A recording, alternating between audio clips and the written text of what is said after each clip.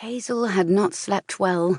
Her crippled foot ached, despite it having been propped up on a pillow all night to help manage the swelling induced by travelling.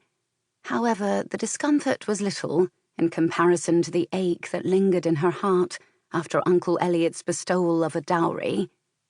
The offer had circled around and around in her mind like a pack of wolves until she thought she'd go mad.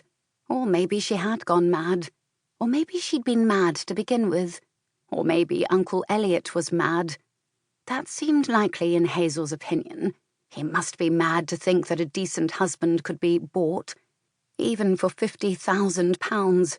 And yet Uncle Elliott was one of the kindest and most generous men Hazel had ever known. Could he be kind and generous and mad? Possibly. She sighed at the ceiling and threw an arm over her forehead. Life had proven to her over and over that people were complex creatures with complicated motivations and confusing intentions. Why should Uncle Elliott be spared such humanness? Though prone to the frailties of virtue, as all people were, Uncle Elliott was also part of her family. A family who had routinely overlooked Hazel. Why should he be so different? Discarded by her parents, baited by her twin brother, pitied by her younger sister, and ignored by all of them. Not one of them had ever known her. Not one of them had ever tried. Why should she expect Uncle Elliott to see her any more clearly than they did? Before yesterday, though, Hazel had thought Uncle Elliott was the family member who understood her best.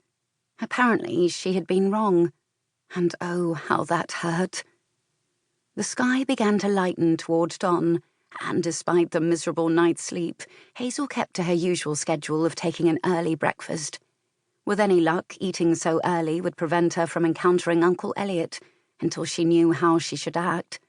As she dressed for the day, she thought of how, just yesterday, the Gold Room, which had been prepared for her stay at Howard House, had seemed bright and elegant, a lovely place to spend the spring holiday between school terms.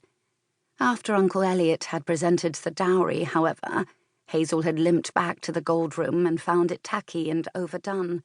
She had cried herself